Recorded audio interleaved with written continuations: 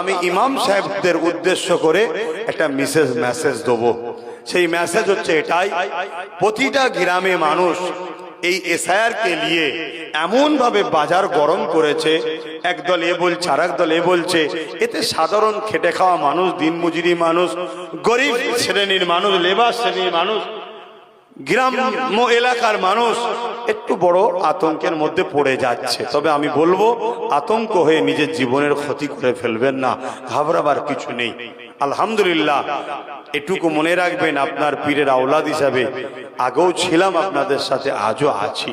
তবে ইমাম সাহেবকে বলবো, এই যে এসআইআর এর ফর্ম দিচ্ছে, এই ফর্ম অনেক হয়তো ঠিকভাবে ফিল আপ করতে পারবে না, ভুল করে ফেলবে। তাই আপনি ইমাম হিসাবে জুম্মার নামাজের পর 1 মাস 10 দিন সময় দিচ্ছে, মসজিদের পাশে একটা চেয়ার নিয়ে, টেবিল নিয়ে, একটা ভালো শিক্ষিত ছেলেকে সাথে করে নিয়ে ফর্মগুলোকে ফিল আপ করে, যার ফর্ম তার হাতে দেবেন, 2 কপি ফিল আপ করতে হবে। এসআইআর এর যে বিএলআরও অফিসার আসবে, তার একটা ফটো তুলবেন, তার কি বলে নাম, অ্যাড্রেস, ফোন নাম্বার রাখবেন, এবং তার হাতে যখন দেবেন, দিবার আগে বলবেন আপনি প্রথমে স্টাম্প মারেন, সই করেন। যেটা স্টাম্প মেরে সই করা হবে ওটাকে নিয়ে নিজের কাছে রাখবেন, দ্বিতীয়টা দেবেন, স্টাম্প মারেন, সই করেন, এটা নিয়ে যান। এটা হলো আপনার প্রুফ।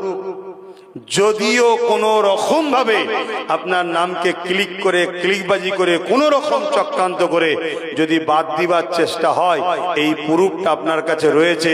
আর আপনার বিএলআরও যে তার নাম, অ্যাড্রেস রয়েছে, ফটো তুলে রেখেছেন, দিয়েছেন, তাহলে কান টানলে মাথায় আসবে।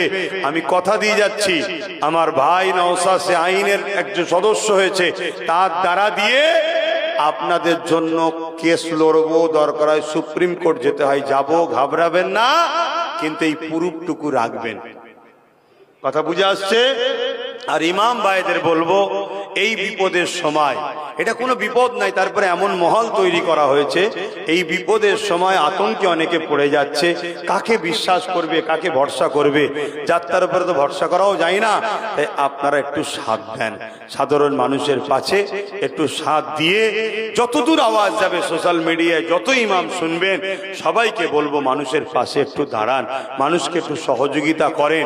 তবে প্রত্যেককে বলবো, ইমাম হোক, মৌলানা হোক, হুজুর হোক, নেতা হোক, কেতা হোক, নিজের ফর্মটা নিজে নেবেন, জমা দিবার সময় স্টাম্প মেরিয়ে সই করে নিজের চোখে দেখে নেবেন। কিছু বুঝতে পারছেন? কেন এটা বিরাট বড় ভাইটাল ব্যাপার। একটু ভুলে হয়ে গেলে ভাইটাল, আর ভুল যদি না হয় কোনো ব্যাপার নেই, আপনি রিসিভ করে দিয়ে একটা কপি রেখে জেরক্স করে ফটো তুলে সাইডে রেখে দেন, কোনো সমস্যা নাই। যদি কিছু গন্ডগোল হয়, নাম যদি না আসে, তখন জানতে হবে যার হাতে কাগজ গেছে কিছু গন্ডগোল হয়েছে, তাকে ধরতে হবে। তাকে যখনই ধরতে হবে, সে তো বলবে অমুক জায়গায় জমা দিয়েছি, ধর, কোর্ট তো বলবে ধর, তাকে লিয়াই। মানুষের সঙ্গে ছেলে খেলা করা হচ্ছে। অতএব নাগরিক আমরা ছিলাম, আছি, এ দেশ আমরা বিজয় করেছি, আমরা মুসলিম, হিন্দু আদি সবাই মিলে, এ দেশে আমাদেরকে কে তাড়াবে? এটা নিয়ে একটা গুজব ছড়িয়েও একটা আতঙ্ক তৈরি করা হচ্ছে। যেমন এর আগে করোনার সময় এমন আতঙ্ক তৈরি করেছিল, অনেক মানুষের সামান্য সর্দি কাশি হচ্ছে, টেনশনে শরীর দুর্বল হয়ে অনেকে মারা পর্যন্ত গেছে। শুনছি নাকি এসআইআর লোক মারা যাচ্ছে। আর তুই মরেই যদি গেলি, বেকার হয়ে গেল তো। হ্যাঁ, অতএব এত ঘাবড়ে যাবেন না।